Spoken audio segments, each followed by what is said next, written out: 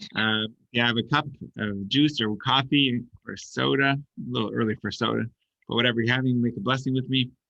Baruch atah Adonai Eloheinu melech haolam, shakol niyah bidvaro.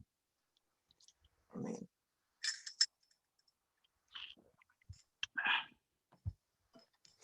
Okay, we are starting a very exciting chapter of Tanya. It's chapter 35.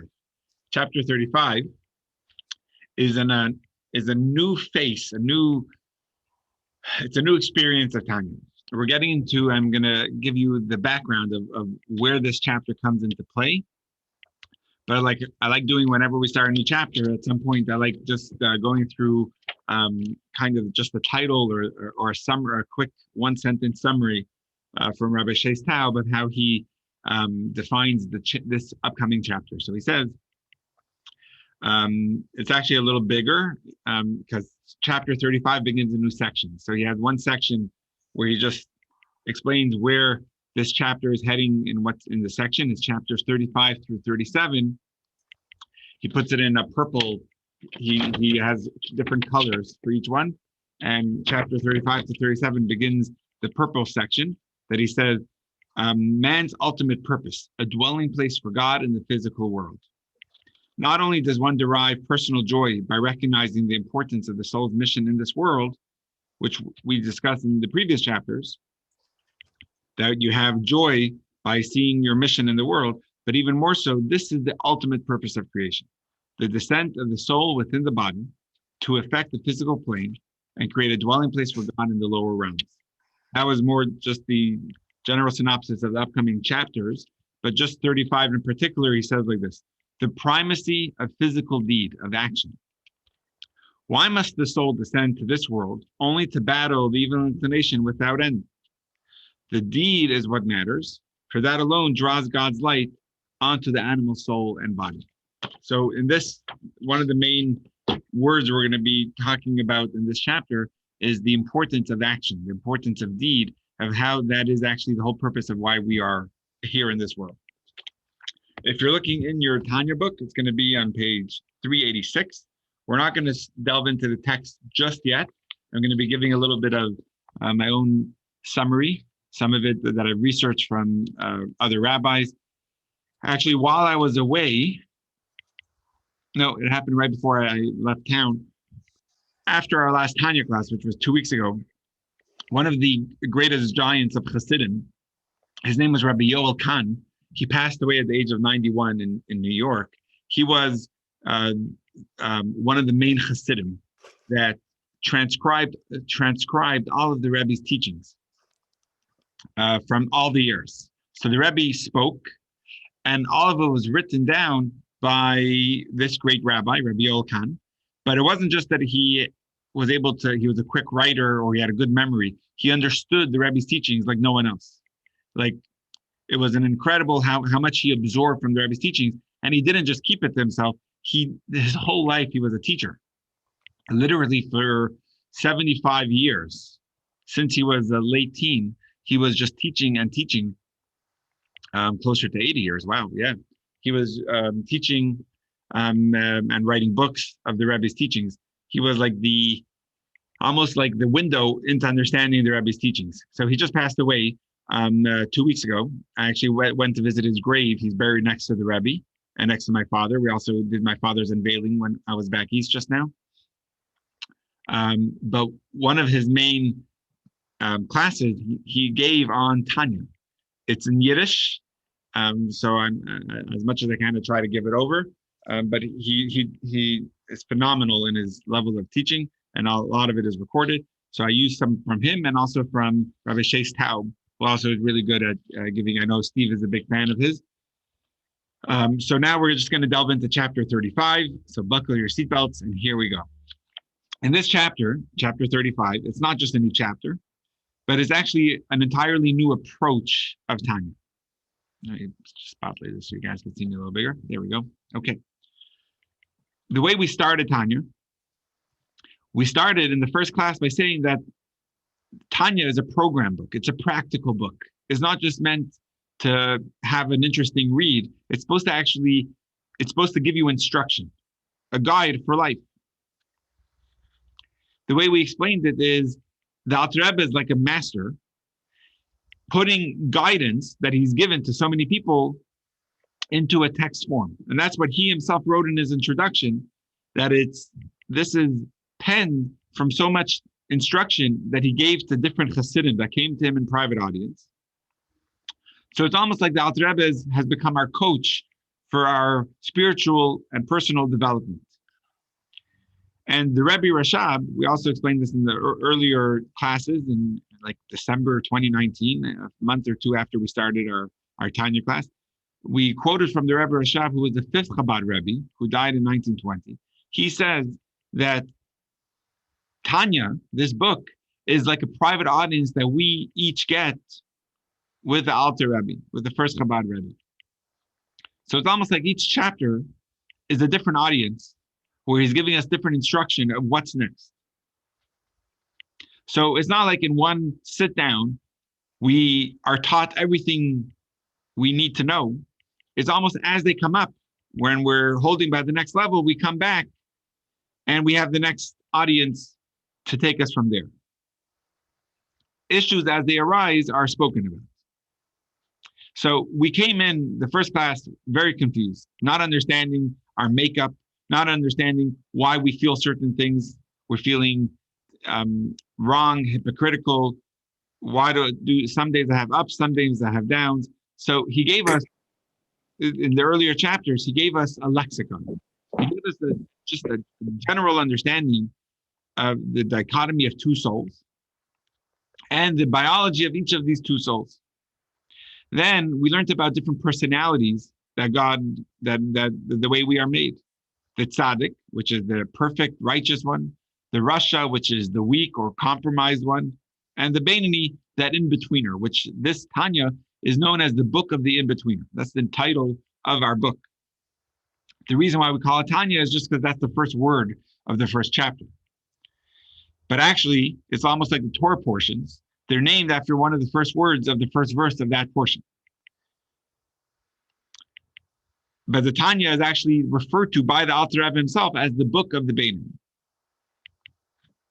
One of the basic premises we learned about the beinoni, that in-betweener, is the ability, the very nature in his ability to have impulse control, to control himself. At any given moment, he can control his behavior, his actions, his speech, and his thoughts. Even though he's not perfect on his insights, which means he feels things that are inappropriate. He has pop-ups from his mind that are wrong, but he doesn't let them in because he is perfect on his outside. So then we come back after chapters 9 through 14, 15, where we're practicing that impulse control for the beinoni. But we come back and saying, I could do it, but it's very uncomfortable. I could do it for a day or two or even a week. But after a while, the example I gave was that elastic band. I'm being pulled because I know I could do it, and I'm controlling myself and doing what I need to be doing, and not thinking what I shouldn't be thinking and not saying what I shouldn't be speaking. But my emotions are pulling me in the other directions because they're still raging inside of me. So the next audience, the Alter Rebbe had to give us a tool to be able to align our emotions to be on the same page as our behavior, as our outside. The emotions are the inside, what's going on inside my heart, what's going inside my brain. The outside is the way I communicate it, my action, my speech, and even what I think about. That was more the outside of us. Or the way we learned it in chapter 4 was our clothings. That could be changed. I could change my actions. I could change my speech. I could change even what I think about. But at this point, it's my emotions that are raging inside of us that are driving us crazy. It's making it exhausting to be able to practice impulse control, to be able to work on my outsides. So in chapter 17, 16, and 17, we learned to align our emotions to be more on the same page. We learned about meditation. We didn't go into the details of meditation. That's more saved for the later chapters in the 40s, which we're going to come up in a few months. Right now we're in chapters 35. Chapters 41, 42 begins the section of meditations and how to work on our mind and heart. But we gave just a snippet of it, of the meditation, in order to allow our emotions to be more on the same length as our behavior. But then we come back and we say these emotions, these meditations that are supposed to align my emotions, it's going to take forever. I need a help now because I'm feeling exhausted. And if you remember, we learned about on the title page, we learned about the long short way and the short long way. The short long way, or the long short way, whichever way you want to look at it, the meditations is a way to get me to have my emotions on the same page, but it takes so long to do it. So then we also have the long short way, which this in chapters 18. Let me just turn off that phone. I don't know where it is. But in chapters 18, we learned about another thing. We learned about how that really inside of us, latent, sleeping, dormant inside of us, we actually have a latent love for God. It's a hidden love, but it's there already. It's not something we have to create or develop. It's something we already have. We just have to nurture it. We just have to uncover it. And that love, if we see how every mitzvah connects me with God in the most incredible way, and every sin, God forbid, disconnects me with God, it'll make me excited every time a mitzvah comes about. So chapters 18 through 25 was finding that love inside of us to help me along my path. It's a quick boost. In case of emergency, break here and find that love that we already have, that we need to uncover. So then after chapters 18 through 25, what problem do we have? We have the problem of life, where things are not always working as good as the way I planned. That now that I have impulse control and I'm able to work on my outside, and then I'm even able to work on my inside a little bit, and I'm able to uncover that love inside of me. But what happens is life, stuff come up, we feel emotionally taxed. We don't execute when we're feeling tired, we don't execute on an effective level. It's like yesterday when we just got back yesterday morning, and a 6-hour flight from the East Coast to San Francisco, leaving at 6 a.m., sleeping only 3 hours the night before, and running after our kids on the plane. Thank God they're great kids, but it's just, you don't get a nap on the plane. So you're tired. And yesterday I had a bunch of things we had to catch up on. But I definitely was able to use a good night's sleep. And now I'm back to myself. So it's hard to function on an effective level when you're feeling emotionally taxed. So the Tanya, with chapters 26 through 34, was really giving us tools to make sure that joy is a basic premise that we come up with. Don't let the tricks of the Yetzer Hara, of that evil inclination, get the better of you. Because like we said, you get sluggish when you're feeling moody. You don't function properly. So whatever problem we have of life, we have to deal with. But now, even after that, what do we call that? We call those the troubleshooting workout. But now we have such an important part, which is where we come up to in chapter 35, that we need to deal with. What's left now? What problem do we have? Why would we come back to the Alter Rebbe after he gave us the tools of the Beinoni, of impulse control, even some meditations, and the latent love that we already have inside of us, and the focus, our energy on joy, and how to deal with depression and shame or guilt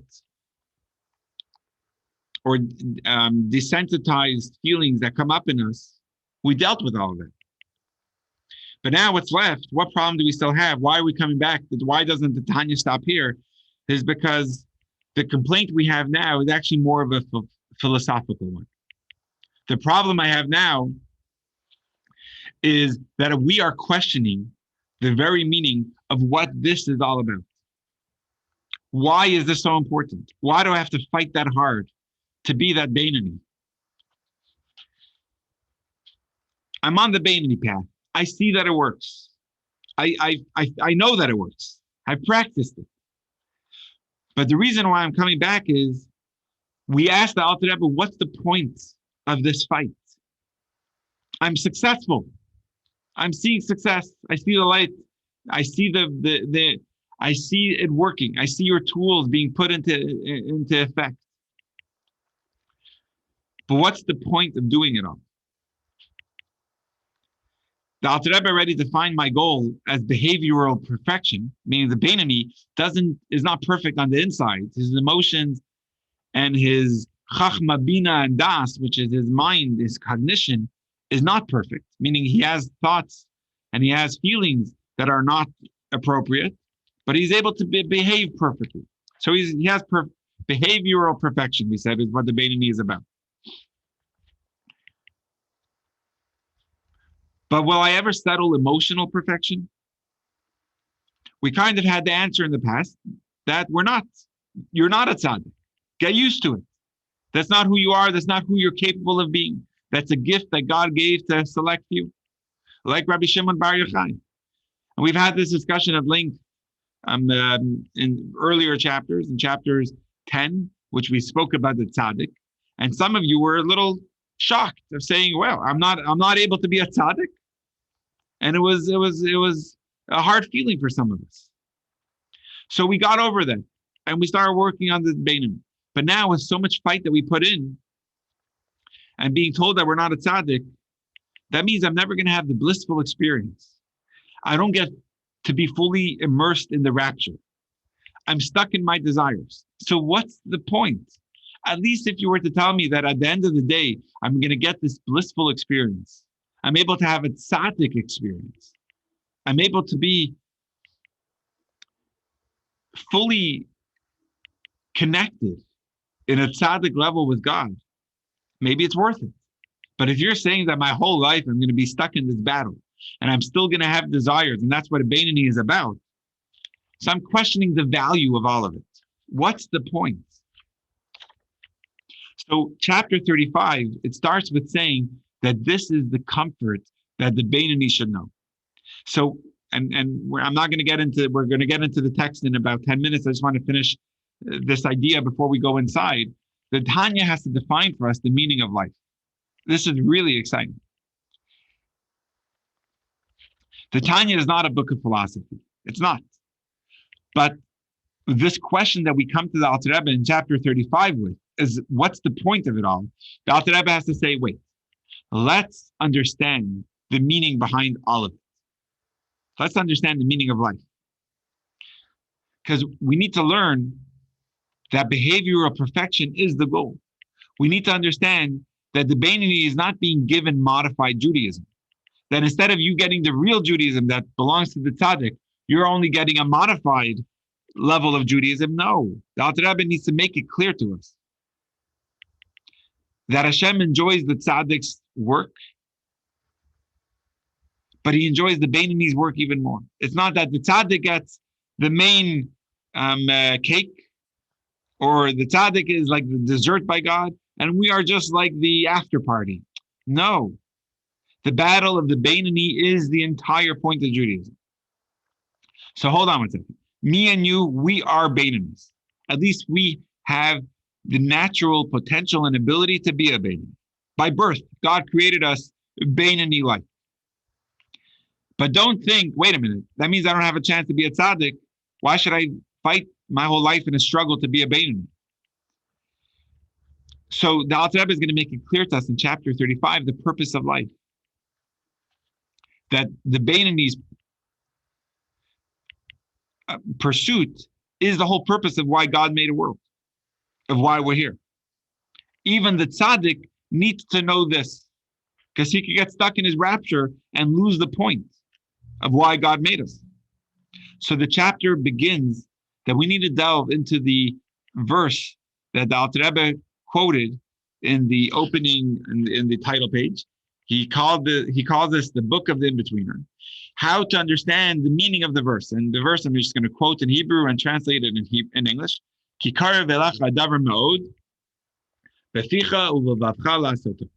Which means that this matter, Torah and mitzvot, is very near to us.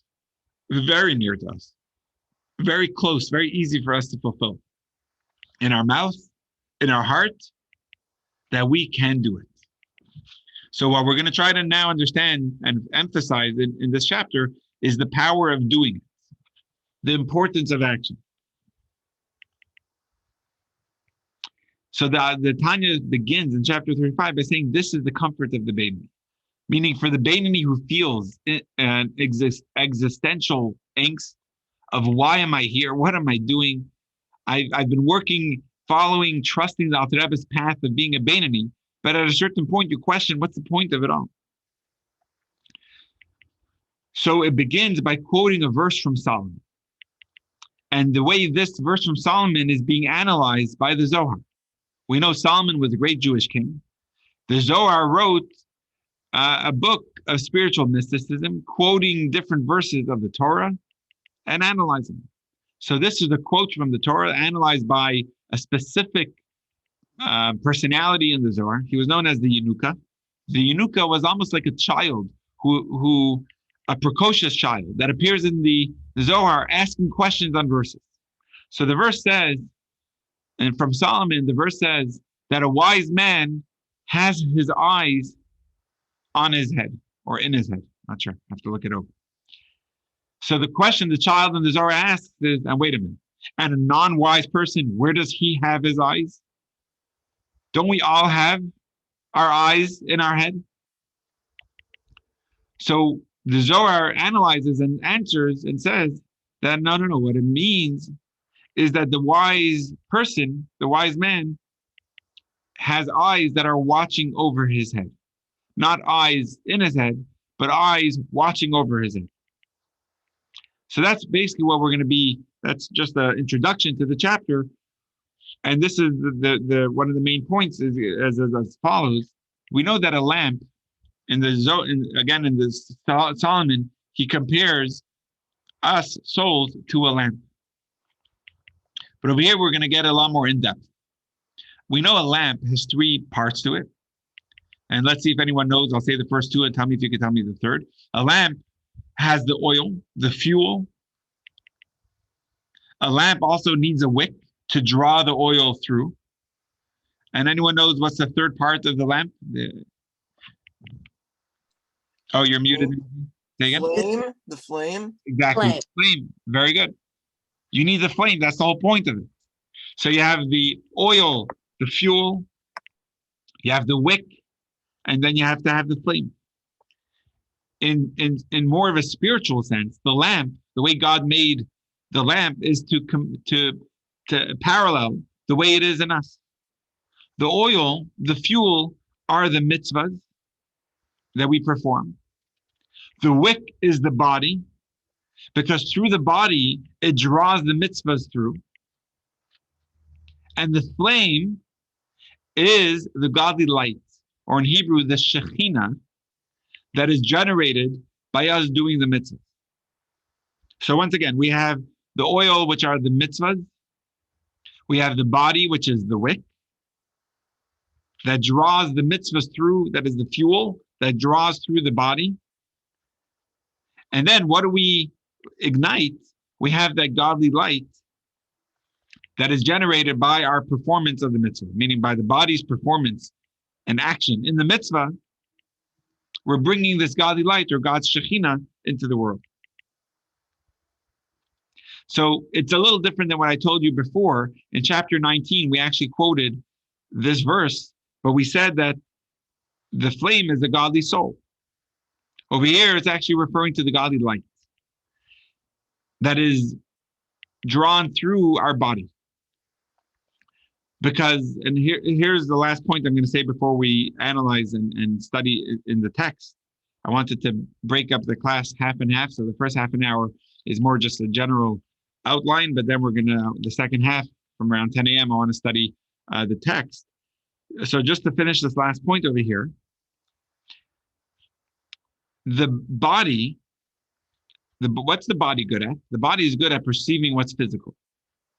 To enjoy a good piece of cake, to enjoy a good steak. By the way, on the East Coast, the ice cream, the kosher milkshakes, it's above anything else that I've seen in the Bay Area. You could get at every corner, there's another delicious restaurant. So it's definitely good for the body. I don't know health-wise, but definitely tasty for the body. And that's what it's good at. And for the soul is good at perceiving what's godly, what's spiritual. And that's why when the soul is ready to experience the paradise and bliss in Gan Eden, it can't bring the body along. It has to depart the body. It's a time of death, God forbid. When the soul continues its journey on a spiritual level, and the body remains here because it can't experience it. So the soul, it gets to experience godly light, godliness, and it loves it. The soul loves godly experiences. The soul loves God. But even just saying that sentence, what I'm actually saying is there's a soul and there's God, and the soul loves God. The soul feels fully connected with God. The soul feels very united in the experience of godliness. But even just saying that sentence, what I'm actually saying is that the soul and God are not one and the same. There's a soul that loves God. There's a soul that feels very close to God, but it's a separate entity. It's a separate entity that fully enjoys the godly revelation and feels very close. But on the other hand, the body, it wants what's physical. So what the body needs to do is surrender himself or herself in order to experience that godliness. Every time we do a mitzvah, we're surrendering our own desires to do what God wants. What happens at that moment is that the body doesn't just experience godliness, the body becomes godliness. The closeness, the connection between the body and godliness becomes a lot deeper than the connection between the soul and godliness.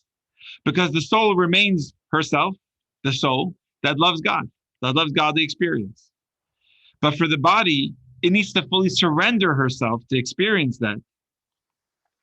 And therefore, the connection is a lot deeper. It's not a subject and object relationship where you have the subject, which is the soul that loves God, which is the object. So it remains two separate things. You have the subject and the object in the relationship. Over here, the way I'm saying it is by the body, the body doing the action of the mitzvah in this world is actually becoming and experiencing godliness in a way that the soul can never experience. So to summarize just this last point, the Beinoni is facing a crisis that I can never resolve my inner conflict. I'm always going to be stuck with my emotional strife. What's the point of it all? And the way we're answering it is, so in the past, the way we answered it is, don't worry about the tzaddik level. It's not something you're capable of. But in chapter 35, we're revisiting that and we're saying something a lot deeper. We're re-examining it and saying, that is not the point of life. The point of life is not to become a tzaddik. It's not just that you're not capable of it and therefore give up on it. The point of life is for our bodies to be fully connected with God. And that you accomplish by being a Beinoni. So you actually accomplish more. So meaning even the tzaddik needs to be aware of this, that the whole purpose of life is like I said in the verse in Deuteronomy, la soto, to do it. And the doing is actually allowing our bodies to be in a fully immersed relationship with God that our soul is not even capable of. So in truth, the Beinoni level is the whole purpose of why we're here. So a person may come to the Alter Rebbe with an emotional inner strife of saying, what's the point of it all? And the way we're going to be answering is the whole purpose is to be doing that in this world. And the connection, relationship, building that is happening as a result is actually the whole purpose of it, to make a home for God here, not to run up to there. So some of these terms you may have heard not only from me, but from any Hasidic book, but the foundation of it all is actually from this chapter. The home for God that we're building in this world, the window into the Hasidic terminology of the whole purpose of life comes from these chapters, 35 and 36. So it's actually, I'm very excited to be learning it together inside. Any questions before we go in? Okay. Definitely unmute yourself, or if you're already unmuted, just speak up or raise your hand if you feel more comfortable. to ask away. I'm going to also be pulling up the Tanya chapter 35 on our screen in the Kindle edition. So you're welcome to look there. Or, of course, if you prefer, in the book, it's on page 386. You may hear some gentlemen reading the book for us. Divine Soul and the Spark of G. Dailiness. There we go. Okay. Let me just share the screen and we'll be in business. I love the title, where we come to the Alter Rebbe with the question, what's the point of it all? Is it really worth it? And the answer is already from the chapter over here. Your struggle is worth it. Section 1, the purpose of endless struggle. Could everyone see clearly? Just making sure. Awesome. Okay, cool. So once again, 386, if you're looking in the Practical Tanya book or on the screen, it's right at the top of the page. Throughout its pages, the Tanya has stressed that ordinary people, such as ourselves, should aim to master the external garments of thought, speech, and action. We shouldn't be too concerned about shortcomings in our inner emotional attachment to God. We're simply not capable of consistency in that area. But all this might lead to the feeling that we've been given something of a bad deal. Why did God create us with impaired abilities for a sustained emotional connection, and then ask us to worship him with all of our heart? I love this question, where you're working so hard and you're like, wait a minute, I'm getting gypped over here. I can never be a tzaddik. My whole life, I'm in an endless struggle to be a Beinani. What is the point of it? What's the benefit of it? Okay, so I'm a mensch, but I want to see a practical gain. What do I get out of it? So in the following chapters, the Tanya will address this issue, arguing that external mastery of the garments, right, thought, speech, and action, through practical mitzvah observance is of the utmost importance in God's eyes, perhaps even more so than inner feeling. So this is the point, that my external perfection is actually the point of why God made us, why God made the world. It's more important than our inner feelings. So here's the text inside. Let's clarify further the term from the Torah where it says, so that you can do it, in the verse, for this body of commandments, which I am commanding you this day, this was on Moshe's last day of his life, is not concealed from you, nor is it far away. Rather, the thing of Torah and commandments and mitzvot is very much within reach for you, in your mouth and in your heart, so that you can do it, right? That's from Deuteronomy, that you can do it. So that's the main key, the window for this chapter, that the Alter Rebbe wants to discuss, those last 4 words, so that you can do it.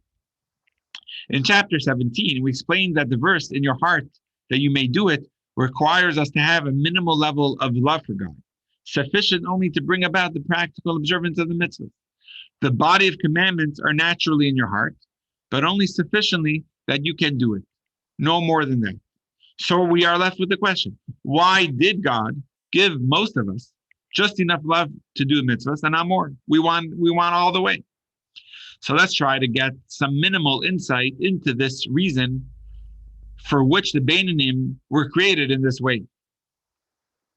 As we learned above, a person does not really have free choice, whether he will be able to surpass the level of Beinani, external mastery, and attain the level of tzaddik.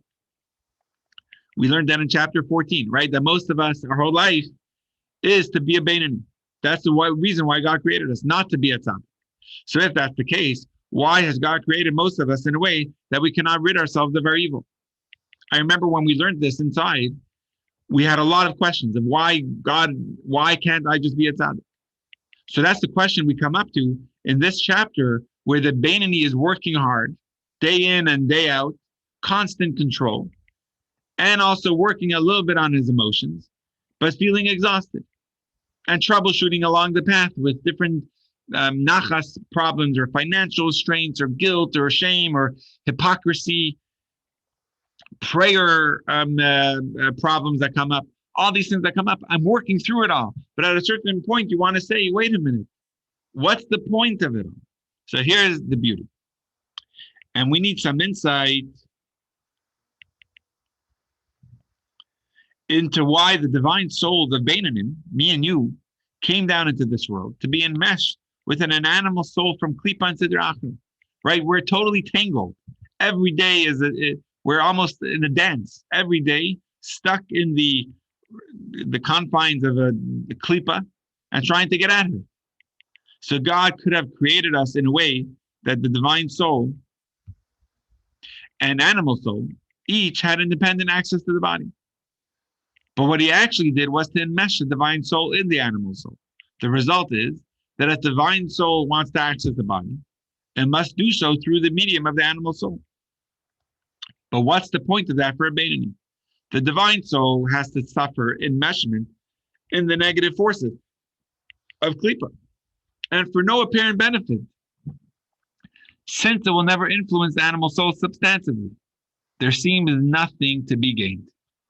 So what is the point? If you weren't sure what we were talking about till now, the question we have is the Beinoni asking the Alter Rebbe, what is the point of all of it? And the Alter Rebbe answering over here. The Beinonim seem doomed to an endless struggle since they cannot send her, the animal soul, away all their days and dislodge the animal soul from its place in the heart's left chamber, so that the animal soul shouldn't cause inappropriate thoughts to rise to the brain.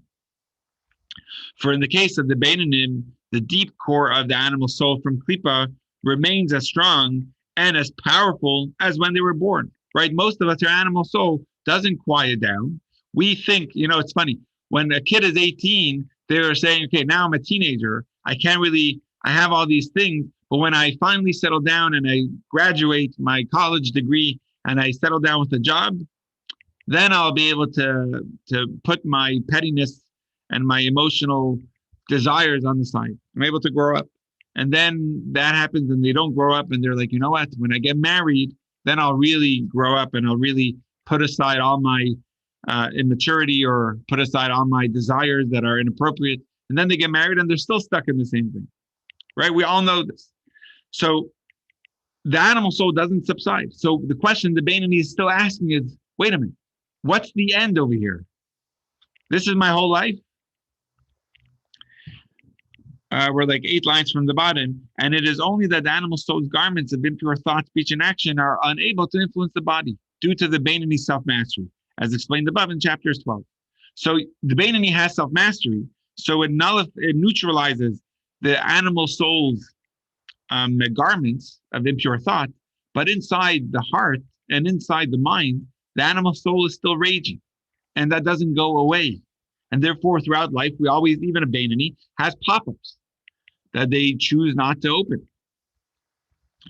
So, and since this is the case, we are left with the question, why do the souls of Beinonim have to come down into this world for a war which can't be won? I love this line. We're stuck in a war that has no winning capability.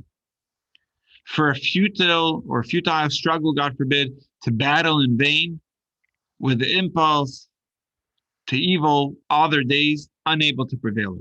So section 1 is just almost the reason of why the Alter Rebbe has to address chapter 35. It's like the Jew coming to the Alter Rebbe in a private audience and saying, what is the point of it all? I'm stuck in a war that has no victory in sight. An endless struggle. Why do I want this? So comes along chapter 35, section 2, and quotes the Zohar on the power of the mitzvah. To address this concern, the Tanya will teach us the passage from the Zohar. Let this be their consolation. That's actually a quote from Job. Consolation, this is for the Beinoni. Let him find comfort in this section. To offer them comfort with a double measure of wisdom. And to let their hearts rejoice with God, who is present within them in their Torah and worship.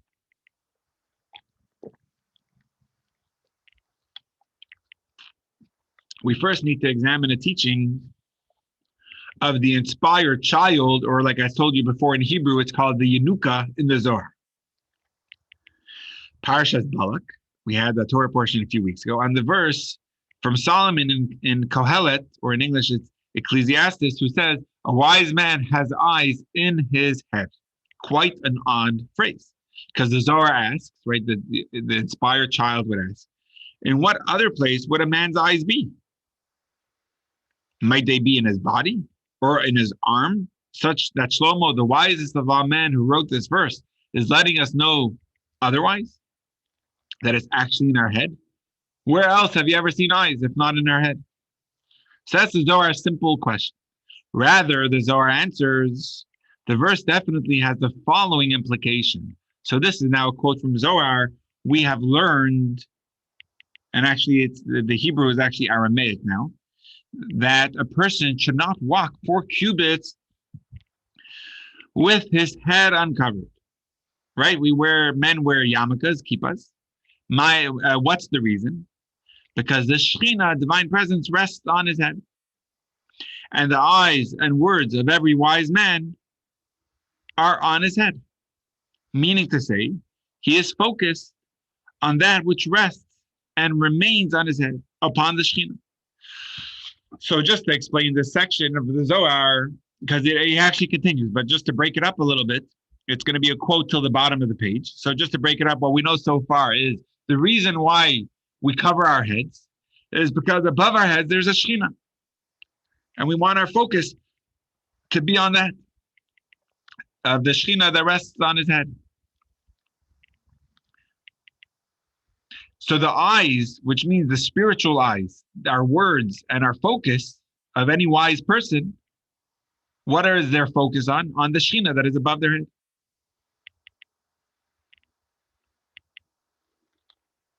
And when his eyes are there, meaning, and he's conscious of the Shekhinah's presence, he will be aware that the flame lit above his head is in need of oil.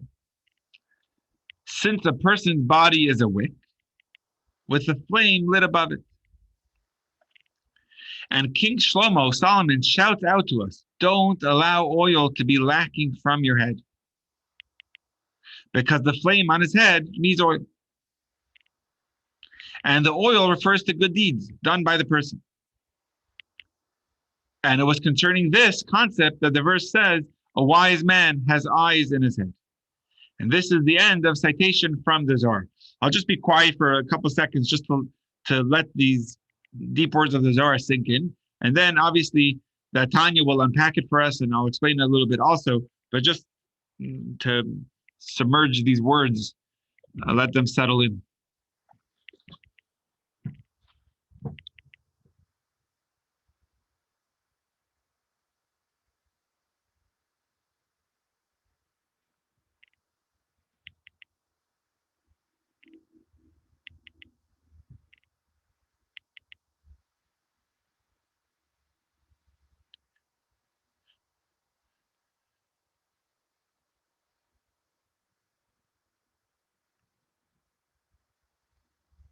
Awesome. Okay. So what we know so far is when it says that the eyes, the Solomon says that his eyes are in his head, his eyes are basically referring to his focus, the conscious of the person is focused on the fact that there's Shekhinah, God's divine presence, resting right above him. And a person is aware that this Shekhinah, that the flame, which is the Shekhinah above his head, is in need of oil. The oil is the mitzvahs that need to be, the good deeds. So a person needs to be aware, needs to have his eyes focused on the oil that needs to be for the Shekhinah, which is above his head. It's almost like, when you're driving and nowadays in newer cars, it tells you exactly how many miles you have to empty. But if you remember your older cars where you're nearing empty and you're on empty and you think you could still go until you get stuck on the side of the road, empty of the fuel tank, and you're like, what was I thinking? So having your eyes in your head is the focus, the reminder that I need to constantly fuel that flame, which is the Shekhinah resting above me. What is the fuel? The mitzvah. What is the wick to draw those mitzvahs through? Me. I am able to perform the mitzvahs, which allows the flame, the lamp, to the Shekhinah, God's divine presence, to rest above me. I'm just seeing some questions come up, so let me pull up the chat. Hold on one second, everyone. For some reason, it is not coming up. Hold on, there it is.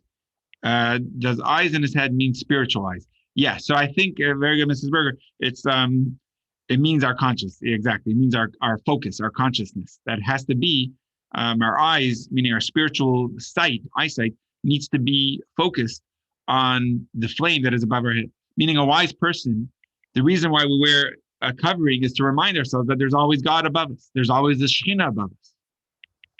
So it's a reminder that I need to always fuel that Shekhinah to flame, to flicker above me.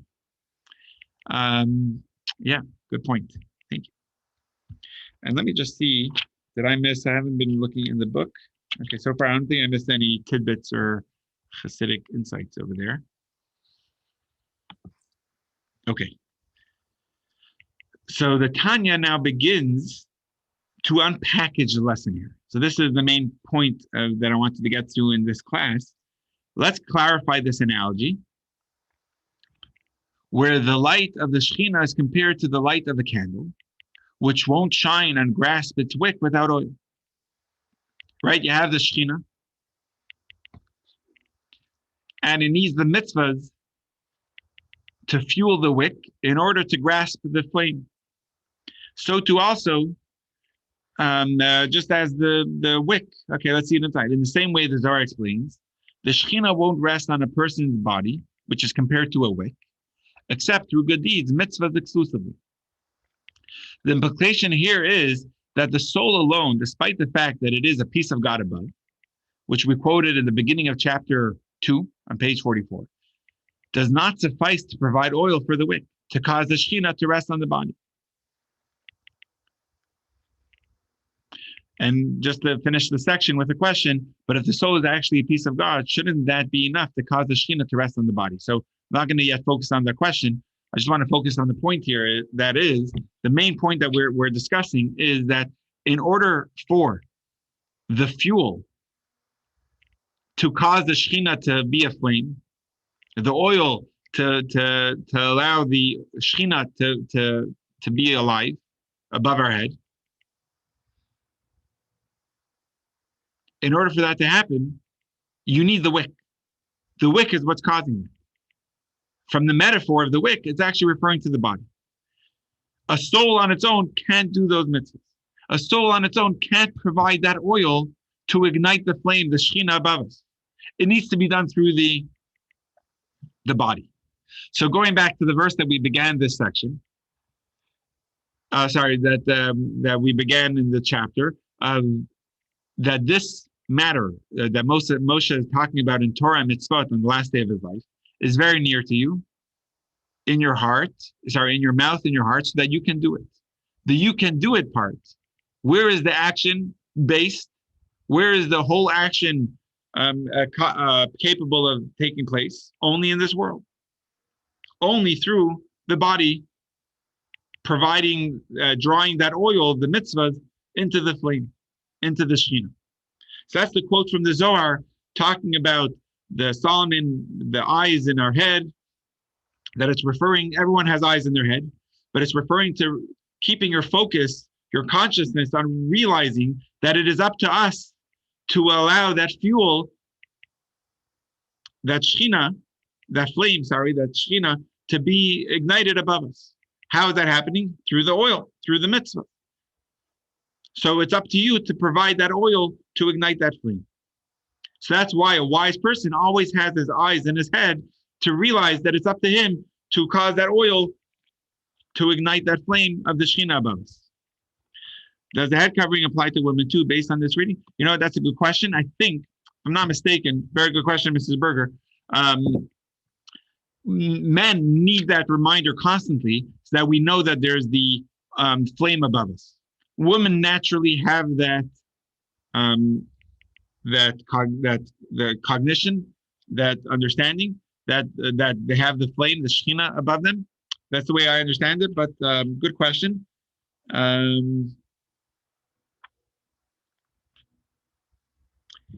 mean, a lot of women, when they pray or when they do a mitzvah, they do wear a head covering. I'm wondering if that's connected to the same thing. I don't know. Does anyone have any anything to address on this? I'll open that up to answer that question. Can you hear me? Yeah. I learned that it's from the Torah, like in that part about the Sotah, that they uncover her head. And I thought that was where it came from, that man and women were supposed to cover their head. I don't think that's related because no, because over there, on the contrary, it's not over there. The Shekhinah's divine presence is not so apparent on that person who sinned. Oh, interesting. I don't think it's going to be related to that. I don't know. Does it have any comments on the bottom here? I should have actually. I didn't think of my questions, so thank you for bringing it up. Well, I'm curious, if it doesn't come from there, why are we? I've been told repeatedly, cover hair, cover head, don't let it show. So where does it come from, if not from either place? Well, so you're asking a different question. So you're asking of the idea of wearing a shawl or a sheitel is the Yiddish word for it. Where did that come from? I'm not going to be addressing that here. That's Dina has given classes on that in Torah and Tees, I think. I don't know, Vivian, if you've been to those, like going back years ago. Modesty, I don't know. I'm not going to answer that question, but the Shekhinah definitely is above the woman's head as much as the man's head. The question is, does she need to do something to actively bring it out? Like the man, it says he shouldn't walk 4 cubits, which is around 6 feet or 8 feet, without wearing a yarmulke, without wearing a kippah. We wear a kippah everywhere we go. In fact, there's a beautiful story of one of the great. First of all, can you hear me? There's someone doing landscaping outside. Are you able to still hear me? All right, it's a little muffled. Okay, I'm not sure. Okay, there's a story of one of the great Talmudic scholars, one of the great Talmudic sages. His name was Rabbi Yeshua, and his mother was told by a fortune teller or someone that told her, you should know that your child, when he will be born, he will be a thief. But if you want to prevent him from being a thief, he should always wear a head covering. As long as he's wearing a head covering, he will be good. He will be safe. So she was very careful of him wearing a yarmulke, a head covering, and she actually brought him every day to the study hall, to even as a baby, to just hear the voice of Torah that was emanated from the yeshiva.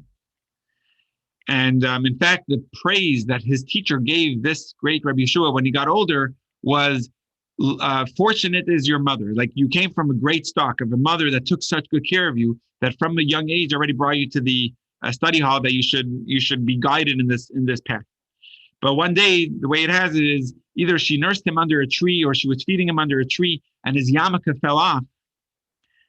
And as soon as his yarmulke fell off, he started climbing the tree and trying to pick a fruit from a tree that wasn't his, meaning from someone else's property. So, and there was just the idea of wearing the yarmulke, how important it was for this child who grew up to be a great Talmudic sage. Anyway, I'm not going to go into the details of the man versus woman head coverings. I'm not so familiar with it. But all I know is I definitely wear a yarmulke. It's not important for a woman to wear a yarmulke, but head coverings, especially during time of prayer, I see many women doing that. I see in video a lot. On Sunday morning, the Rebbe would give dollars, and I see, especially the Russian women, they would come in front of the Rebbe and they would wear a scarf when they would. I see that on videos. I don't know all the details of why they would wear it then and not other times. But it seems like when women pray, it's something they would be more careful of. But anyway, you're welcome to ask Adina or take this question offline, but we'll save. Actually, it looks like we're almost out of time. Okay, so we're nearing the end, and just to, I guess we'll just summarize this idea. We're up to section 3, and the section 3 is going to be incredible, because what we know up until this point is that we have the lamp, which is made up of 3 components. It's made up of the flame, the oil, and the wick. The way we're explaining that from King Solomon, from the Zohar, we're explaining it is that the flame is the Shekhinah. The oil is the mitzvah, which is the fuel for the Shekhinah. The next chapter, the next section of chapter 35 will be analyzing why is the mitzvah the fuel for the Shekhinah? What is what is the oil of the mitzvah that allows the shine of the Shekhinah? Like, why is it that the flame is shining through the mitzvah? What is it in the mitzvah that allows the Shekhinah to shine? But the main point that we're going to come out with, that we already hinted to, is that the main point is going to be the wick, which is the body, that draws the mitzvah into the flame and fuels it. That's the body. The point of what we're trying to bring out to is to the Beinoni that's feeling let down, feeling what's the point of my endless struggle, to know that it's specifically who you are that could actually accomplish God's purpose in this world. It's specifically through our action, which is the purpose of why God put us here. So that's almost like a one-up of a Beinoni. And I'm not trying to say who's greater, the Beinoni or the Tzaddik, but it's basically the Tzaddik needs to also be familiar with this point, that the whole purpose is not the spiritual bliss. It's actually the action that can only be done here, because that's actually what God wants. Why God wants that, we'll see also in the next chapter. But the idea that to do it, the action, is why God put us here, is the action part. La soto is the Hebrew word, and that can only be done through the body. Through the soul, he can have a spiritual bliss, but it's all about what they experience. It's almost, I wouldn't say it's selfish, but it's the soul loving God. That's not the point. The body surrenders himself to do the mitzvah. Every time the person says, I could be making another $1, but I'm choosing to close my shop on Shabbos, or I'm choosing to not pitch on Yom Kippur, that's actually something that you're surrendering yourself for God. When you do that, you're doing something for God. You actually become part of God. Or to key it more specifically for our chapter, we're actually bringing God into our world, becoming part of us. That's actually the purpose of it all. That's chapter 35. The purpose of it all for the Beinoni to know. All right, we are at our time. Have a great end to your week. It's really great to be back. I missed the past 2 weeks. Thank you all for your patience while we were away. We're back better than ever. A great new section. Okay. All the best, everyone. Have a great end to your week. Thank you so much. Bye. Thank you. Thanks. Always the fastest hour of the week. It goes so quickly. Yes. That's true. Thank you. Bye, folks. Bye-bye.